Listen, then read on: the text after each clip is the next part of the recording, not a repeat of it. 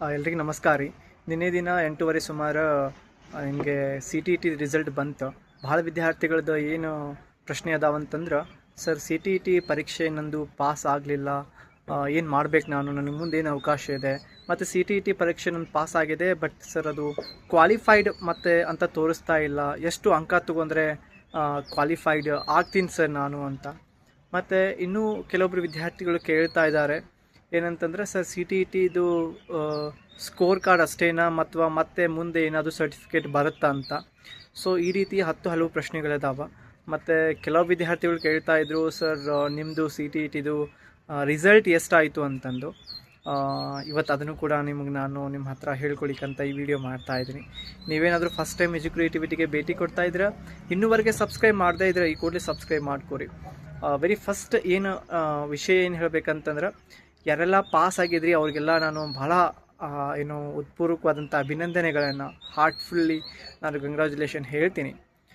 ಯಾರು ಈ ಸಲ ಸಿ ಟಿ ಟಿ ಪರೀಕ್ಷೆಯನ್ನು ಪಾಸ್ ಮಾಡ್ಕೊಳ್ಳಿಕ್ಕೆ ಆಗಿಲ್ಲಲ್ವೋ ಅಂಥ ವಿದ್ಯಾರ್ಥಿಗಳು ಕೂಡ ನಾನು ನಿಮ್ಗೆ ಹೇಳೋದಿಷ್ಟೇ, ನಿರಂತರ ಪ್ರಯತ್ನದಿಂದ ಮಾತ್ರ ನಾವು ಯಶಸ್ಸು ಗಳಿಸೋಳಿಕ್ಕೆ ಸಾಧ್ಯ. ನಂದು ಫಸ್ಟ್ ಏನು ಬರೆದಿದ್ದೆಲ್ಲ ನಾನು ಕೂಡ ಫೇಲ್ ಆಗಿದ್ದೇನೆ, ಬಟ್ ಅದಾದಮೇಲೆ ಸೆಕೆಂಡ್ ಥರ್ಡ್ ಎಲ್ಲ ಹಿಂಗೆ ಪಾಸ್ ಆಗಿದೆ.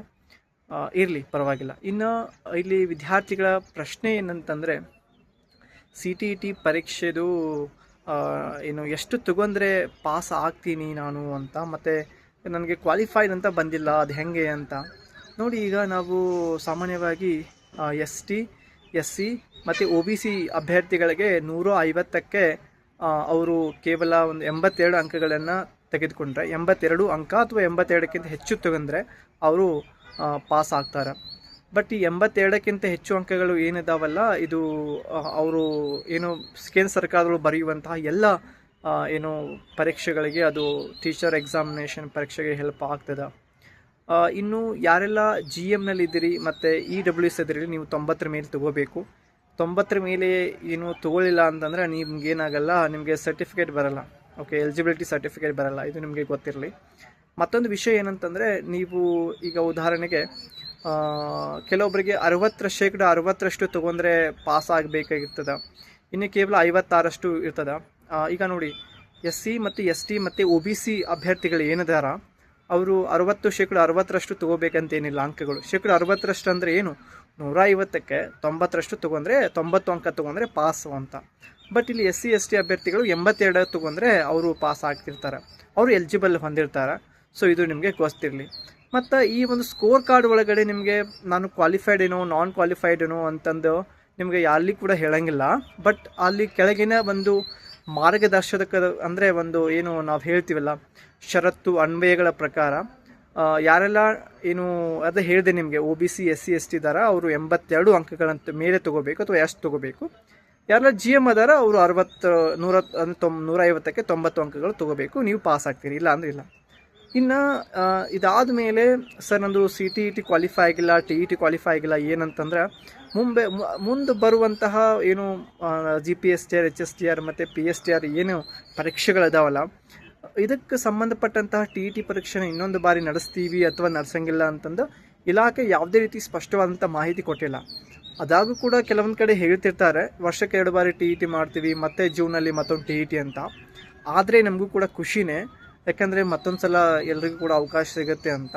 ಬಟ್ ಈ ಸಲ ಬಹಳಷ್ಟು ಬಾರಿ ಬರೆದವ್ರಿಗೆ ಅದು ಮತ್ತೆ ಬರೆಯುವಂಥ ಅವಶ್ಯಕತೆ ಬೀಳೋದಿಲ್ಲ.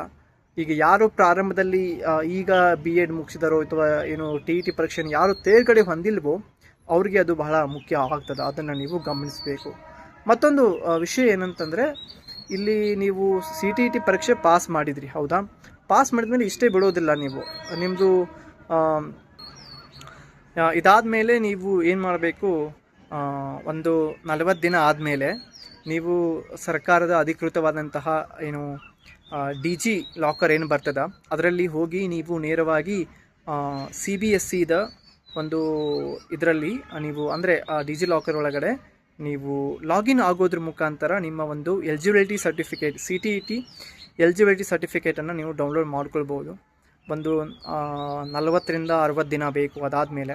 ಸೊ ಇದೇ ನಿಮ್ಮದು ಫೈನಲ್ ಸಿ ಟಿ ಇಟಿದು ಮಾರ್ಕ್ಸ್ ಕಾರ್ಡ್ ಅಲ್ಲ, ಇದು ಜಸ್ಟೇ ನಿಮಗೆ ಸ್ಕೋರ್ ಕಾರ್ಡ್ ಇದೆ, ನೀನು ಎಷ್ಟು ಅಂಕ ತೊಗೊಂಡಿ ಅಂತ. But final eligibility marks card ಬರೋದು ನಿಮ್ಮ ಒಂದು ಡಿಜಿ ಲಾಕರ್ ಒಳಗಡೆ. ನೀವು ಯಾವ ವರ್ಷ ಪಾಸ್ ಆಗಿರಿ ಮತ್ತು ಯಾವ ತಿಂಗಳು ಪಾಸ್ ಆಗಿರಿ ಅನ್ನೋದನ್ನು ಅಲ್ಲಿ ಕೇಳ್ತದೆ. ನಿಮ್ಮ ಸಾಮಾನ್ಯವಾಗಿ ಅದನ್ನು ಮಾಡಬೇಕು. ಇನ್ನು ಯಾರೆಲ್ಲ ನೀವು ಫಲಿತಾಂಶವನ್ನು ಪರೀಕ್ಷೆ ಮಾಡ್ಕೊಂಡ್ರೆ ದಯವಿಟ್ಟು ಪರೀಕ್ಷೆ ಮಾಡ್ಕೋರಿ. ಯಾಕಂದರೆ ಮುಂಬರುವಂಥ ಮತ್ತೊಂದು CTET ಪರೀಕ್ಷೆ ಒಳಗಡೆ ಇದು ನಿಮಗೆ ಹೆಲ್ಪ್ ಆಗ್ತದೆ. ಯಾಕೆಂದರೆ ನಾನು ಎಷ್ಟು ಅಂಕ ತೊಗೊಂಡೀನಿ, ನನ್ನ ಒಂದು ಅರ್ಹತೆ ಏನಿದೆ, ನನ್ನ ಒಂದು ಕೆಪಾಸಿಟಿ ಏನಿದೆ, ನಾನು ಏನು ಮಾಡಬೇಕಾಗಿತ್ತು, ನಾನು ಏನು ತಪ್ಪು ಮಾಡಿದೆ ಅನ್ನೋದನ್ನು ನೀವು ಗಮನಿಸಬೇಕು. ಹಂಗಾದಾಗ ಮಾತ್ರ ನೀವು ಬರೆದಿರುವಂಥ ಪರೀಕ್ಷೆಗೆ ಒಂದು ಅರ್ಥ ಸಿಗ್ಲಿಕ್ಕೆ ಸಾಧ್ಯ ಇದೆ. ಇಲ್ಲ ಅಂತಂದ್ರೆ ಮಾಡಿದ್ದು ಮಾಡೋ ಕಿಸ್ ಬಾಯಿದಾಸ ಅಂತ ಜೀವನ ಆಗ್ತದೆ. ಸೊ ಇದನ್ನು ನೀವು ಒಂದು ಗಮನಿಸಬೇಕು. ಮತ್ತೊಂದು ವಿಚಾರ ಏನಂತಂದರೆ, ಈಗ ಇಲ್ಲಿ CTET ಪರೀಕ್ಷೆಯನ್ನು ನಾನು 2 ಬಾರಿ 3 ಬಾರಿ ಕ್ವಾಲಿಫೈ ಆಗಿದ್ದೀನಿ. ಅದೇನು ದೊಡ್ಡ ಸಮಸ್ಯೆ ಇಲ್ಲ. ಬರಿತಾ ಹೋದಂಗೆ ನಿಮಗೆ ಅದ್ರ ಬಗ್ಗೆ ಜ್ಞಾನ ಸಿಗ್ತಾ ಹೋಗ್ತದೆ. ಬಟ್ ಅದು ನಿರಂತರವಾದಂಥ ಹಂಬಲ ಇರಬೇಕು, ಕಲಿಯುವಂಥ ಛಲ ಇರಬೇಕು, ಮಾಡುವಂಥ ಒಂದು ಪರಿಶ್ರಮ ಇದ್ದರೆ ನಿಮಗೆ ಆಗ್ತದೆ ಅಂತ. ಈ ಬಾರಿ ನಿಮ್ಮದು 150 ಅಂಕಕ್ಕೆ ಭಾಳಷ್ಟು ಆಗಿಲ್ಲ ಅಂದರೂ ಕೂಡ 102 ಅಂಕ ನಾನು ತೊಗೊಂಡೀನಿ. 102 ಮಾರ್ಕ್ಸ್ ತೊಗೊಂಡೀನಿ. ನನಗೆ ಬಹಳ ಖುಷಿ. ನಾನು ಎಷ್ಟು ಓದಿದ್ದೀನಿ, ಎಷ್ಟು ಮಾಡಿದ್ದೀನಿ, ನನಗೆ ಅಷ್ಟು ಸಿಕ್ಕಿದೆ ಅಂತ. ಬಟ್ ಇನ್ನೂ ನಾನು ಮಾಡಬೇಕಾಗಿತ್ತು ಅಂತ ನನ್ನ ಮನಸ್ಸು ಹೇಳ್ತಾ ಇದೆ. ನಾನು ಪರೀಕ್ಷಾ ಸಮಯದೊಳಗಡೆ ಎಸ್ಪೆಷಲಿ ನಾನು ಪರೀಕ್ಷಾ ಒಂದು ಕೊಠಡಿ ಒಳಗಡೆ ಮಾಡಿರುವಂಥ ಸಣ್ಣ ತಪ್ಪುಗಳು ಒಂದು 5-6 ಅಂಕಗಳನ್ನು ನಾನು ಕಡಿಮೆ ಮಾಡೋಕ್ಕೆ ಅದು ಆಯಿತು ಅಂತ ನಾನು ಭಾಳ ಬೇಜಾರು ಮಾಡ್ಕೋತೀನಿ.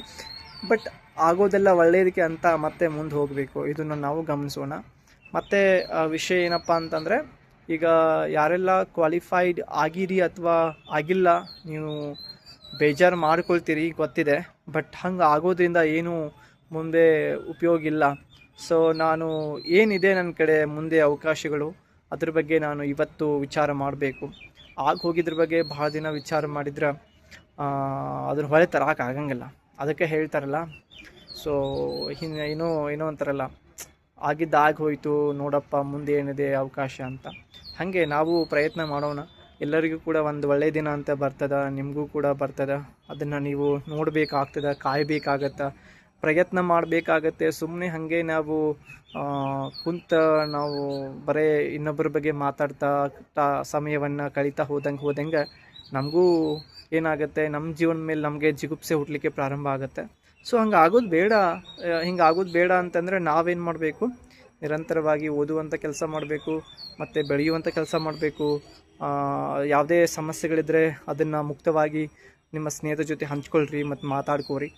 ಸ್ಪರ್ಧಾತ್ಮಕ ಪರೀಕ್ಷೆ ಅಂದರೆ ಕೂಡ ಹಂಗೆ, ನಾವು ಒಂದಿನ ಓದ್ತೀನಿ ಮತ್ತೊಂದು ದಿನ ಬಿಡ್ತೀನಿ ಅಂತಲ್ಲ. ಪ್ರತಿದಿನ ನಾವು ಓದಬೇಕು, ಮಾಡಬೇಕು. ಹಂಗಿದ್ದಾಗ ಮಾತ್ರ ಸಾಧ್ಯ ಆಗುತ್ತೆ. ನೀವು ಕೂಡ ಮಾಡ್ತೀರಿ ಮತ್ತು ಅಷ್ಟು ಧೈರ್ಯ ಇದೆ ನಿಮ್ಮ ಕಡೆ ಅಂತ ನಾನು ನಂಬ್ತೀನಿ. ಸೊ ನಾನು ಯಾವಾಗಲೂ ಕೂಡ ನಿಮ್ಮ ಜೊತೆ ಇದ್ದೀನಿ, ಅದೇನು ದೊಡ್ಡ ಸಮಸ್ಯೆ ಇಲ್ಲ.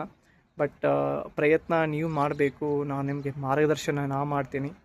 ಹಂಗಿದ್ದಾಗ ಮಾತ್ರ ಏನಾಗ್ತದೆ ಅಂತಂದ್ರೆ, ಒಂದು ಬಂಡಿಗೆ ಎತ್ತುಗಳು ಏನದಾವಲ್ಲ ಅವುಗಳು ಸಹಾಯ ಜೊತೆಗೆ ಆ ಜಟ್ಕಾ ಬಂಡಿನ ಓಡ್ಸಾಕ ಒಬ್ಬ ಬೇಕಾ. ಹಂಗೆ ನಾವು ಜಸ್ಟ್ ನಿಮ್ಗೆ ಸೆಲ್ಪ್ ಮಾಡೋರಷ್ಟೇ. ಬಟ್ ನಿಮ್ಮಷ್ಟಕ್ಕೆ ನೀವೇ ನಿಮಗೆ ಸಹಾಯ ಮಾಡ್ಕೊಂಡು ಮುಂದೆ ಹೋಗಬೇಕು.